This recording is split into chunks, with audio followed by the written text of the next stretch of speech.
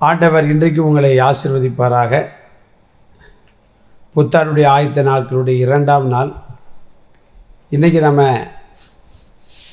புத்தாண்டு ஆசீர்வாதத்தை நம்ம செய்ய வேண்டிய எடுக்க வேண்டிய 2வது காரியம் என்ன அப்படின்னு பார்த்தீங்கன்னா, அதே சங்கீதம் 13ஆம் வசனம், 19ஆம் சங்கீதம் 13ஆம் வசனத்தில், துணிகரமான பாவங்களுக்கு உமது அடியனை விலக்கி காரும், அவைகள் என்னை ஆண்டு கொள்ள ஒட்டாதிரும், அப்பொழுது நான் உத்தமனாகி பெரும் பாதகத்துக்கு நீங்களாக இருப்பேன்.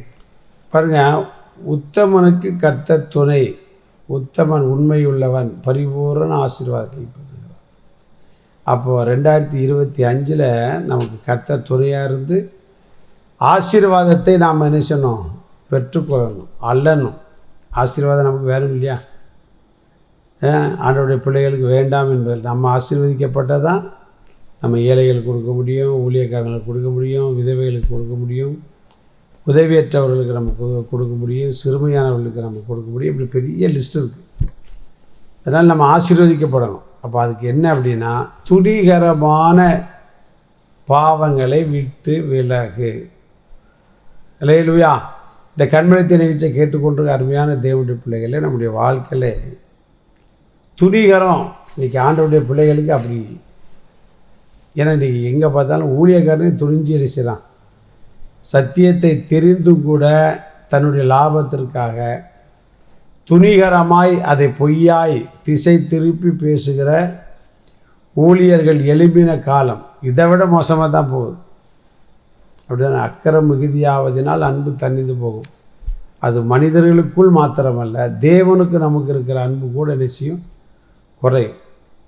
அப்போ அது காரணம் என்ன அப்படின்னா, துணிகரமான இந்த துணிகரம் நமக்கு நம்முடைய ஆசீர்வாதத்தையே கெடுத்துடும். நமக்கு வாக்குத்தத்தத்தை பெறுவதினாலோ அல்ல வாக்குத்தத்தமான செய்திகளை கேட்பதினாலோ நமக்கு ஆசீர்வாதம் வரப்போறதில்லை. வசனத்துக்கு கீழ்ப்படிந்தால் ஆசீர்வாதம்.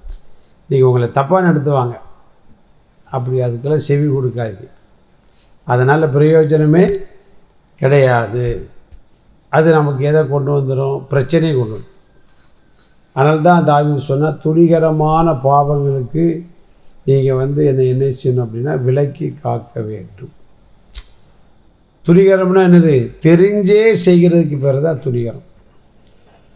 நாம் இந்த ஆண்டு முழுது கொஞ்சம் அப்படியே பின்னாடி போய் நமக்கு தெரியும், என்ன தெரியும், ஜெபம் பண்ணணும்னு தெரியும், பைபிள் வாசிக்கணும்னு தெரியும், தசமாம் கொடுக்கணும்னு தெரியும், சர்ச்சுக்கு போகணும்னு தெரியும், ஊழியக்காரன்கிட்ட விரோதமாக இருக்கக்கூடாதுன்னு தெரியும். இப்படி நிறைய தெரிந்த காரியங்கள் இருக்குது. அதில் நம்ம துணிகரமாக பாஸ்ட் என்ன சொல்கிறது, பைபிள் என்ன சொல்கிறது, பைபிளை தொடுறது கிடையாது, ஜெபிக்கிறது கிடையாது, வேத வாசிக்க கிடையாது, டைம் கிடைச்சாலும் சர்ச்சை போகிற கிடையாது, அரட்டை அடிக்கிறது, தேவையில்லாத ஃப்ரெண்ட்ஷிப்பு, தேவையில்லாத உறவு, இதெல்லாம் துணிகரம். ஏன்னா இயேசுநாதர் சொல்லி தட்டார்ல, யார் கூட இருக்கணும், யார் கூட இருக்கக்கூடாது, இங்கே இருக்கணும், எங்கே இருக்கக்கூடாது, எப்படி நடக்கணும், எப்படி நடக்கக்கூடாது, ஜெபம் பண்ணணும், பைபிள் வாசிக்கணும், ஆராதனைக்கு போகணும், ஊழியம் செய்யணும், மனம் திரும்பணும். இதெல்லாம் சொல்லியே நம்ம செய்யலைன்னா பிரச்சனை. பெல்சாசாரை கொடுத்து பார்க்குறோம், அப்படி தகப்பனுடைய நாட்கள் நடந்த எல்லா விஷயத்தையும் அவன் அறிஞ்சிருக்கிறான். தானியேல் 5ஆம் அதிகாரத்தில்.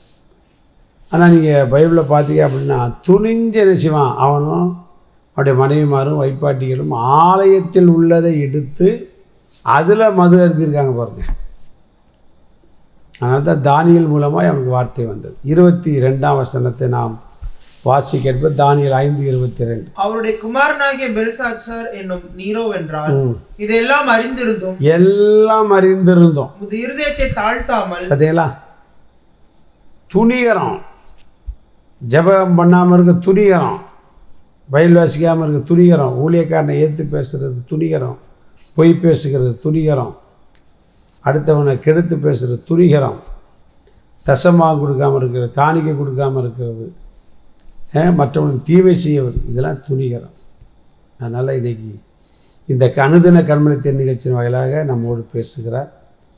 தயவுசெய்து புத்தாண்டில் விட்டு விலக வேண்டியதை விலகுங்க, தேவையில்லாத காரியத்தை விட்டு விலகுங்க.